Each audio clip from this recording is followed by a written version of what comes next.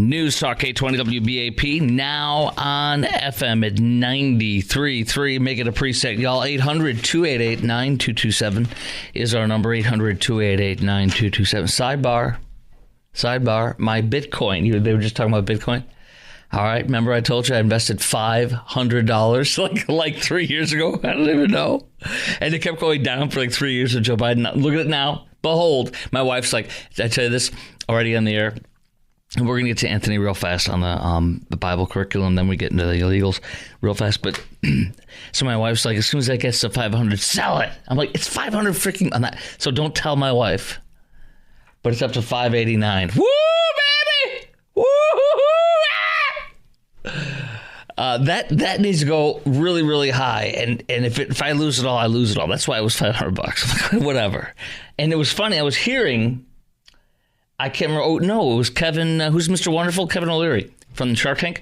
He was on Fox today, and he was saying he loves Trump's policy. And as you know, it was Stephen Bassett, I think is his name, the new guy he just picked to be Treasury Secretary, I believe. Or Kevin Bassett, is it? Anyway, don't you love how they say that Trump hates gay people and stuff like that? He's openly gay. He's the first cabinet level openly. And then Rick Grinnell, who was a high-ranking intelligence official in the last Trump administration, is going to be in it again. He's openly gay. But Trump hates gay people. Just remember, don't forget that. He's surrounded by gay people on his cabinet and stuff. He hates gay people. Ah! Shave your head. Shave your head. No sex for men. Double sidebar, I was driving home last night, right in my neighborhood, right about to pull in my driveway, and I thought about these idiots who are shaving their heads, these women. And I thought about, can you imagine having one of these loons working with you? And you just do everything you can to, just not talk about anything political, and you're always, sensitive, and they're like, she's nuts, don't get into it with her, just let her, whatever. When she complains, says these crazy things, just overlook it, right? And then she comes in one day after Trump wins, and she's got a bald head. That is one freaking mental patient right there, right? Can you imagine seeing something like that walking down the street or at the grocery store at Tom Thumb in the produce section? You're like, oh my gosh, did she get out of the mental institution? Who the heck is that? No, it's me! I shaved my head! I shaved my cat, too. Democracy is ended. Oh, okay. Cuckoo, cuckoo. All right, now getting back to the Bible. Sorry, little random things coming to my head. I'm rich now, guys. I have $589 of Bitcoin. Sorry. Oh, but no, what's? Hold on. Kevin O'Leary, though, he said Ethereum. And I says, I think I have that one. And I do. I have 1 microshekel of Ethereum. I have, I have 3,325, whatever they are. I don't even know what it is. 3,325.78. I have Shiba Inu. Which is not Dogecoin, but it's similar, and I have 0.0000027 of 1 shekel. And then Bitcoin, I got 98,000, baby. Come on. Who's with me? I got 6 pesos. Here we go. Okay, Anthony, though, in Weatherford, you wanted to talk about this biblical curriculum being infused into Texas public schools if your school district, independent school district, chooses to use it. Anthony in Weatherford, you are on WBAP. Hello, welcome. Good evening, sir. Thank you for taking my call. You're welcome. So I'm a bit at odds about this because although I'm not against it, I was raised Catholic, and I think all teachings would bring inbuilt character to people. However, I think there might be a bit of a constitutional argument because we have the freedom of religion. And I don't see, for instance, I graduated from a public school, but every Wednesday, I did too. My mother would take us to catechism. Mm-hmm. So I'd spend 2 hours of catechism, and that's where we got our biblical teachings or religious teachings. Mm-hmm. So, and during my high school years, I also had a girlfriend that was a Jehovah's Witness. So I don't know how you could really try to infuse those teachings into people of not that faith. I have shared some of the lessons that the Dallas Morning News says. Here's some of the examples of the lessons. Have you caught any of them that I've shared with you? I was listening to some, yes. Yeah. I'm trying to drive home, but... Yeah, I know. I'm actually driving too right now, believe it or not. Yeah. I'm just... Okay. All right. Yes, exactly. I'm multi-talented, so some of us can do that. So some of us. Okay. Here's another one. Let me get another one, for example. We'll see. Third grade, Christianity in the Roman Empire. For the Dallas Morning News, there are significant mentions of Jesus and Christianity in the unit about ancient Rome. Students will read about the life of Jesus of Nazareth, the impact of Christianity on the Roman Empire, and key tenets of Christianity that continue to impact modern culture. The teacher's guide explains. The lessons refer to miracles believers attribute to Jesus, including healing the sick, walking on water, and calming a raging storm. It also tells the story of Jesus' resurrection. The Republican board member... here, wait, hold on. That is, hold on, forgive me. Here I'm all good with that, but real fast. Let me knowledge about other faiths. Let me finish this part. The Christian Bible explains Jesus rose from the dead. The materials read 3 days after his death. By the Roman authorities, followers of Jesus visited his tomb and found it empty. An angel appeared and said he had risen and led them to the tomb. When visitors entered the tomb, they found it empty. In the years that followed, many heard believers' stories about the resurrection of Jesus, that he had risen from the dead, and word spread throughout the empire. Okay, that's another one. Just sharing different things with you. Go ahead. What were you going to say? Oh, did we lose him? Did he hang up? Hold on. The way you looked at me, producer Garrett looked at me, he hung up. And he had a little bit of a grin on his face. Did you hang up on him? I know. He thought, look at this guy. I have Beavis and Butthead with me here. I have, because I look up and he goes, no, I was smiling because I knew you were going to look up after you reading and look at the phone line and see he's gone. That's how his sick mind thinks. Okay, I hope you're happy. Anyway, something happened. He probably lost his cell signal. Or maybe he did hang up and he was sick of me. Can you blame him? Boy, if I was a teacher, they'd be hanging up on me all the time. May I pop this gentleman on real fast? Okay, let's pop Gregory in South Lake. Gregory, hi. This is WBAP. Hey, Chris. Nice to hear you again tonight. Thank you. I have no trouble with the curriculum. There's two addendum that I would add to that in terms of developing young people, probably more for a high school audience. Number one, I think the Dale Carnegie course would be great for anyone. Yes. And the second thing is I would recommend a study of the Stoics. Particularly, people talk a lot about Marcus Aurelius, but there's a great wealth of Stoic knowledge in Seneca's writings, particularly his essays and his letters. You're going way above my head. Well, I'm not negative on you. I'm just saying you're going way above my head. But you can keep going.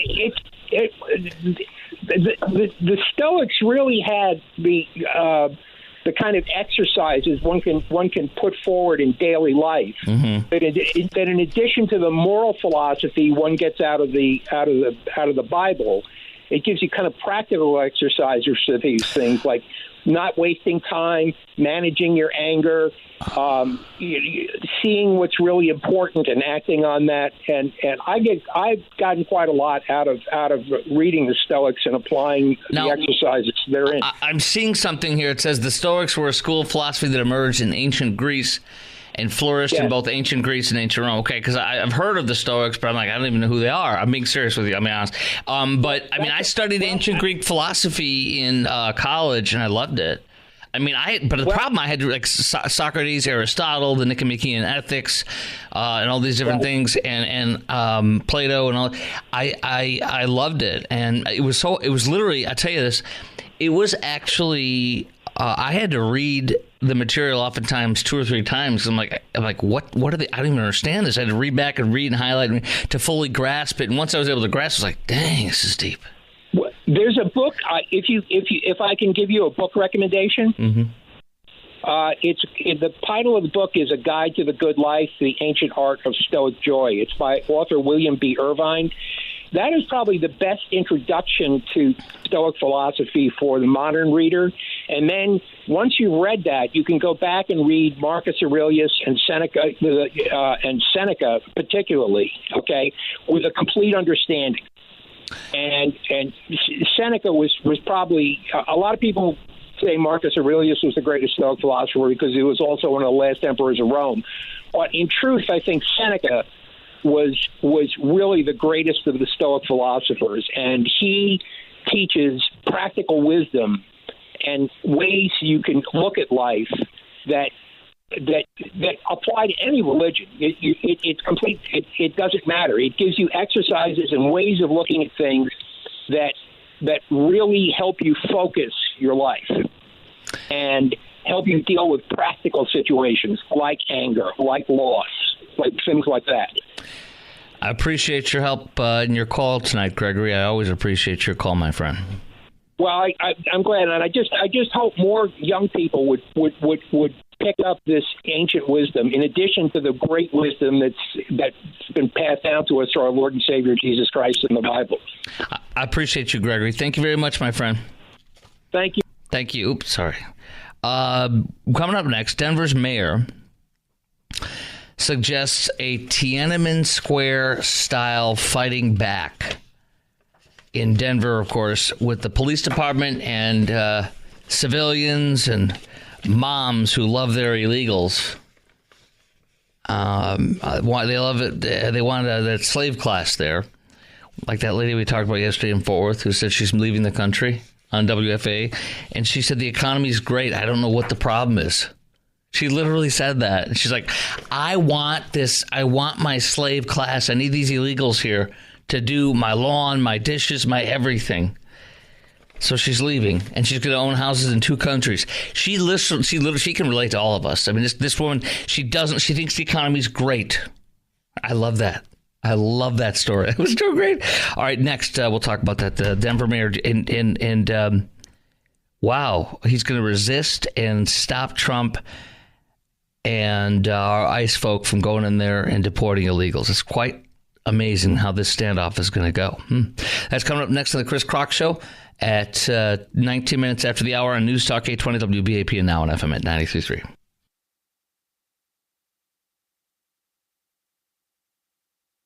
The Denver mayor, Mike Johnson, or Johnston, whatever, he is pledging to resist. We, with the illegals and Donald J. Trump, he says we're not going to sell out all these values to anyone. We're not going to be bullied into changing them. He says unless Trump and his incoming board czar Tom Homan are going to be deporting hopefully millions and millions of Joe and Kamala's illegals who have no business being here. And he says unless they're planning on bringing the National Guards mobilized from Texas or Alabama to come invade Colorado, I do not know where they will find the forces to begin to do that. More than us having the Denver police stationed at the county line to keep them out, you would have 50,000 Denverites there.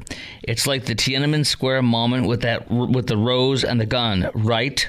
You would have every one of those Highland moms who came out for the illegal migrants. I put illegal in.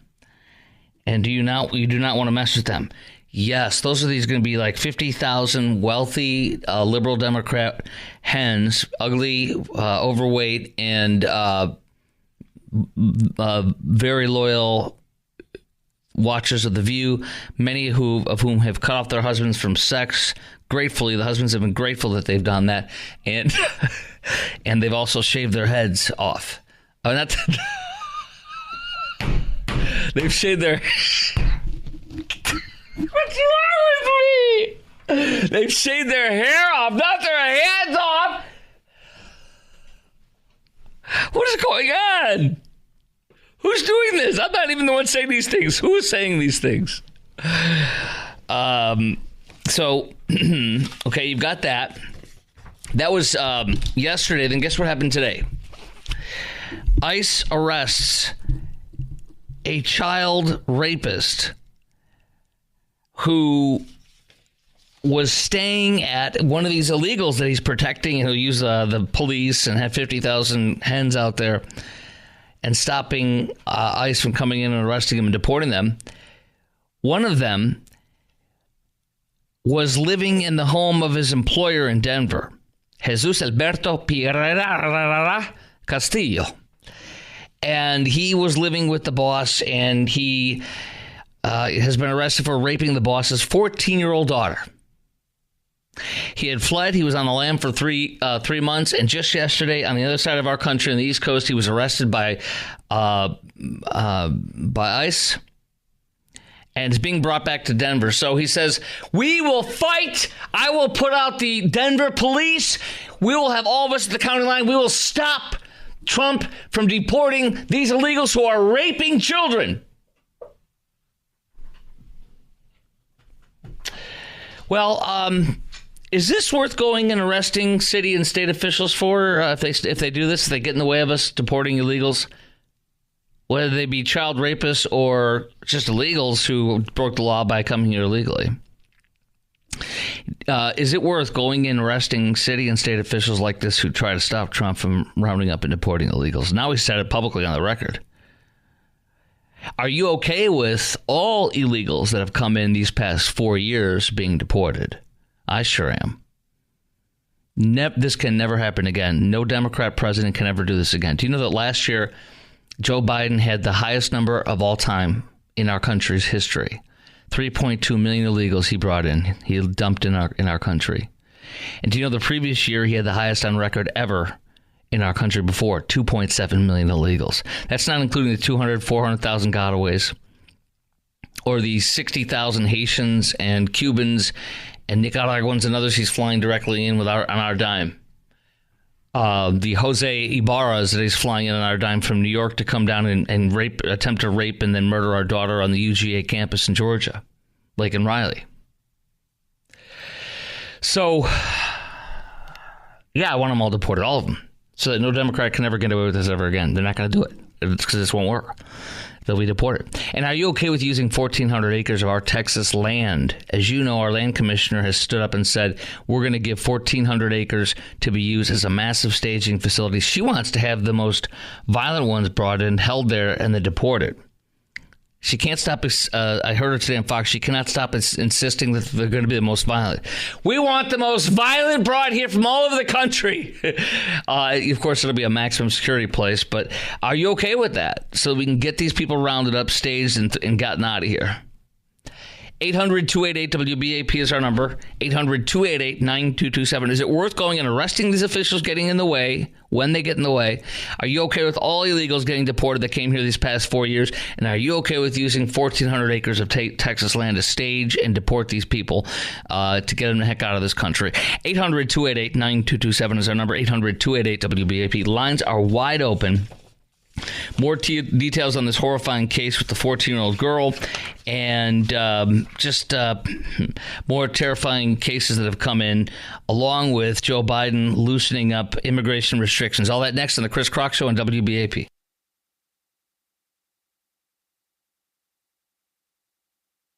Just a sick allegation here, an arrest of a Venezuelan illegal that Joe and Kamala brought in. One of tens of thousands of Tren de Aragua and others out of the 700,000 Venezuelans they've dumped on our country in 4 years, just under 4 years, accused of sexually assaulting the 14-year-old daughter of his employer in Colorado while he lived in the basement of the home. And he came in through El Paso right before being released last year, September. Within a year, he sexually assaults a girl and flees, and then he gets arrested 3 months later on the East Coast. This is just disgusting, obviously. Around 10:30 p.m., he forced himself on the 14-year-old daughter of the homeowner, sexually assaulting. This is just sick. He left the residence before deputies arrived. So he worked for the guy, lived with him, and that's how he treats him and his daughter. How vile! What a horrifying, terrible lesson for somebody to learn. So the Denver mayor says, "I will have all the Denver police at the county line, and we'll have 50,000 people like Tiananmen Square will line up, and we'll stop Trump and ICE and all them from coming in and arresting our illegals. Well, I'm sure you saw that Trump's incoming border czar, Tom Homan, said that we will arrest you if you get in the way. And I don't know if you caught this, but Andy McCarthy, former federal prosecutor in the Southern District of New York, which is New York City, said on Fox News in a column, he said, absolutely, you are violating U.S. law, U.S. code, if you help hide, move, or get in the way of, or in any way obfuscate federal law enforcement officials from trying to capture and arrest illegals. And so, yes, we can arrest the Denver mayor and charge him federally. Yes, we can arrest any police officer. And by the way, you're not going to get the Denver police to do that. They're not going to do it. The chief's going to say, we're not doing that. We're not protecting. We're not getting arrested. And their officers would be arrested. So, no, they wouldn't be doing that. And you can get 50,000 hens up there trying to stop them. If they do physically try to stop them, if they get 50,000 godless hens up there, communist women, to try to stop them, that's fine. They'll arrest them, too, if they get in the way. You cannot stand there and stop them from going and doing the duty. That's against the law. So that might need to happen. And it's going to look bad, but I don't care. Get those illegals and get them out of this country. And arrest any officials that get in the way. So is it worth going in and arresting city and state officials who try to stop Trump from rounding up and deporting these illegals? You know, this was a popular vote mandate, and this was a electoral college vote mandate to get this out of our country. He would be derelict in his duties, and this is what the country wants. I think it was 60% of the country, or was it 67% said they want these illegals gotten out of here? Are you okay with also deporting all illegals that came in these past 4 years, not just the criminal ones? I mean, it's a crime when you come here anyway. So, but doing crime after they get into this country, breaking the law the first time? And are you okay with using 1,400 acres of our land to help stage these deportations in South Texas by the border? 800-288-WBAP is our number. 4 lines open, 800-288-9227. Lawrence in Grapevine, you are on WBAP. What do you got? Hey, you know, the sad thing about this whole political and the whole state of affairs in our country, it didn't have to get to this. But you got to ask yourself this one question. What was the motivation behind these damn liberals and Joe Biden and Harris doing what they did? If the country was moving forward, he could have came in, left the border alone, and did what he had to do. Now, he did everything different, but you got to ask yourself, why did he do it? Giving all this money to Ukraine? Well, we got veterans sleeping under the bridges. I'm from Flint, Michigan, born and raised, third-generation auto worker. I don't even have clean drinking water in the city that I was born in. I'm mad as hell, and I'm pissed off. And then on top of all of this, all of these working black folks, they agree with me. That's why we supported Trump. All these so-called educated blacks, these dirty dogs, they sold out the black community and America. When you do what you do, and this is the end result, and you are black, you gave up your citizenship as far as I'm concerned. You got illegal aliens coming here, taking our resources, killing our citizens, raping them. You got these people coming here, the worst of the worst, and you condoning it, and now you saying you going to protect them? Lock their butts up. Amen. Now listen to this. Let me add something to what you say that I agree with. Are you a veteran? No, but the wife and my son just got back from the Middle East. The only reason I didn't go to the military is because the Vietnam War was ending when I graduated in 75. So, I want to go to now. Let me play this for you. This was on Fox and Friends yesterday, or either this morning or yesterday morning.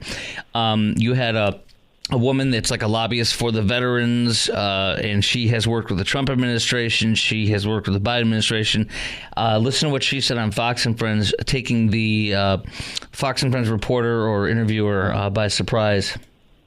Has the Biden administration been helpful for you? Have we seen numbers go up or down? And what about under Trump? Well, it was interesting. Trump's first term, it was way down, veteran homelessness, because they were really heavily leaned into the veteran community. And then when we had this migrant crisis, a lot of the VA HUD-VASH funds that are supposed to house homeless veterans ended up getting reallocated to migrants. So it went up by 12%. And I think it will go back down under this new administration. Wow. So that money that was supposed to go to veterans went to the migrants. Correct. And that's why some of these veterans are on the street. They didn't tell that first guy why he wasn't allowed to stay in the shelter. Well, they're not allowed to stay in the shelter because there's not enough shelters is the problem. And if you went to prison, like most of these people have gone to prison for domestic violence drugs and things, drugs, and then they can't get in the shelter. They won't put them in these military shelters, so they continue to not get rehabilitated. They just retain their trauma for their whole life. But to hear that money was taken by Joe Biden and given to the illegals is disgusting.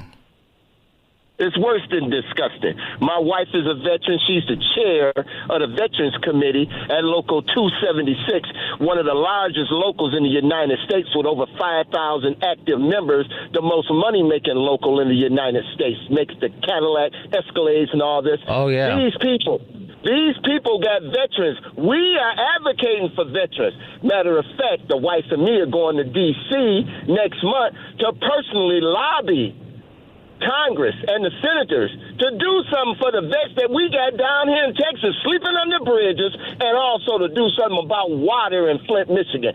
Flint, Michigan has been awarded $262 million. The government, the Democrats, refuse to disperse this money. It's been going on 2 years or longer. Come on, brother. You gonna give Ukraine $200 billion. Amen. But you won't even give the people in Flint restitution, and their kids are permanently brain damaged. Your wife's out of the Arlington GM place, huh? That's right. We transferred down here. We've been down here 10 years. We could not be happier to have you here, my friend. Hey, let me tell you something, brother. Believe it or not, and I tell this on the Patriot channel on Sirius XM 125. Mm-hmm. I tell the conservatives, and I'm an independent conservative person. I work for my money, so I'm very conservative, but I'm an independent. I tell them there is no daylight between a working person.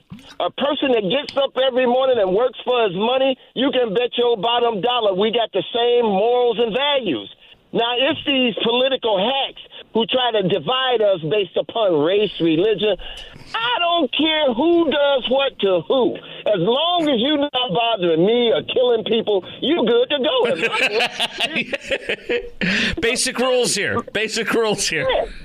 Basic rule. Live your best life, brother. I ain't got no beef with you. Whether you're gay, racist, militant, black hate, white hate, I don't care. In the scheme of things, I want to live my life and be left the hell alone. That's all I want. I appreciate your great call, Lawrence, and I look forward to many more of your calls. Okay, sir? Hey, brother, I'm down here and I'm going to stay in Texas because I can't go back to Flint, Michigan because I don't even have clean water to drink or take a bath in. Well, we want you here.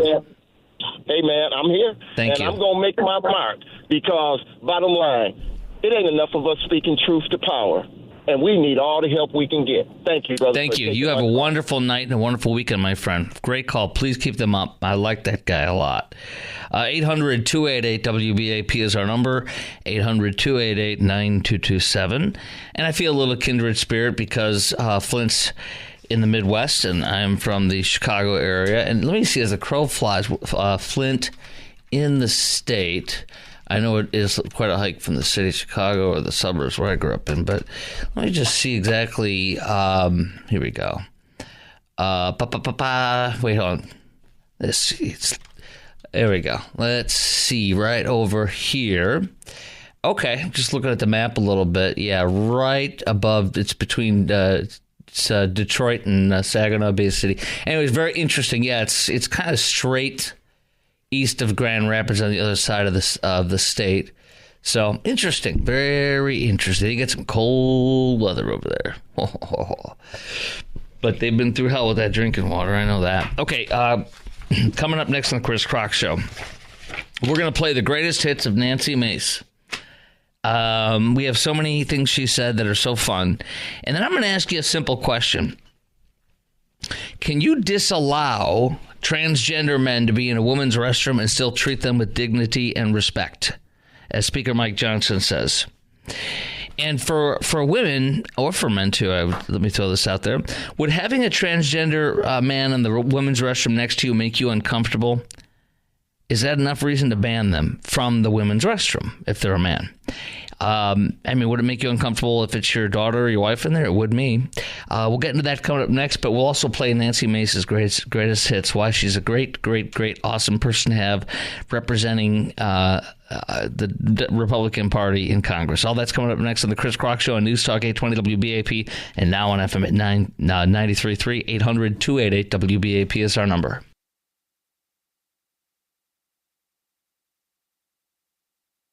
Have you heard Nancy Mace and all the wonderful things she's been saying since there is a transgender man who says he's a woman that was elected to Congress in Joe Biden's district?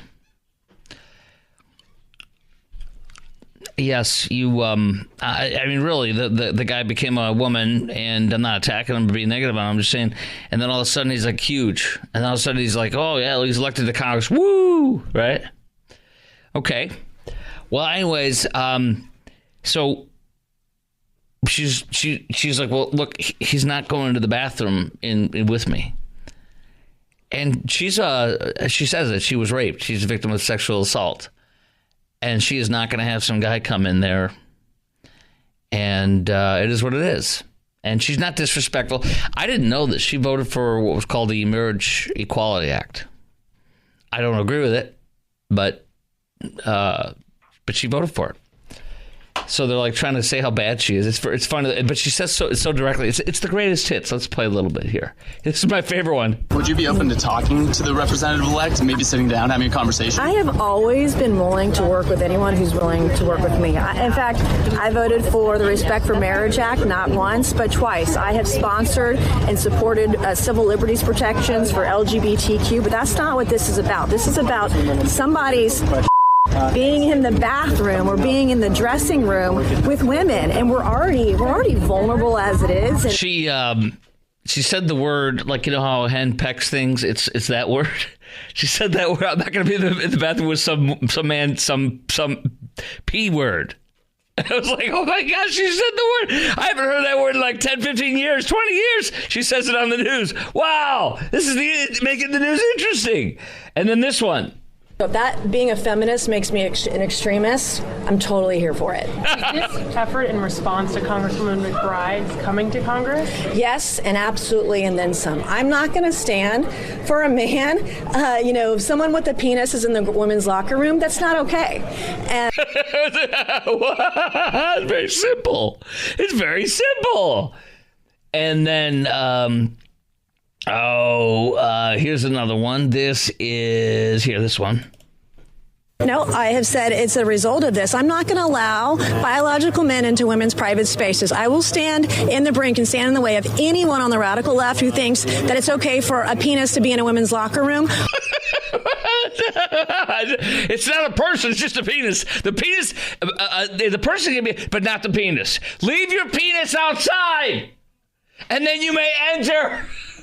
Okay, there was some stupid thing like back detachable penis or something. Detach it and leave it outside. Then you can come in here. Okay, then you can come in. And then I want to play this one. This is there's a couple more, but let me ask the questions here.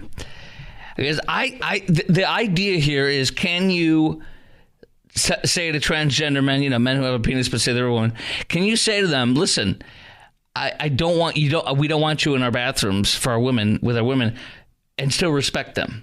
Can you do that? Can you disallow transgender men to be in a woman's restroom and still treat them with dignity and respect? Of course you can. And of course you should. Every single person should be treated with respect and dignity and kindness and decency. That's not what this is about. This is about saying you have a penis and you cannot come into this room. That simple. Whether you have a dress or a skirt or say you're a woman or not, you can say what you like and do what you like and be who you like, but you can't come into this room. And I certainly think that you can do that. And if you're a woman or if you're somebody like me who has a wife and a daughter, is it okay for, would having a transgender man in the women's restroom next to you make you uncomfortable? It sure would me. 800-288-WBAP is our number, 800-288-9227. There's nothing wrong with that. 800-288-WBAP. So many more people saying this is wrong. Stop it. Many Democrats saying this is killing us. Of course, they're being canceled by their fellow Democrats, but that's their problem. 800-288-WBAP. I got a few more I want to play for you. What happens to Nancy Mace? I guess this was today when somebody comes in with somebody in an event where she's speaking comes in or not comes in, but stands up in the middle of the speech or the thing. She has a panel. She's on the stage, and they hold up a trans flag, and they're like, yeah. You got to hear that one. That's a fun one. What she says to him. All right, and then also, did you know AOC was attacking her? So she has a great comment for AOC. Just put batteries in her and watch her and laugh.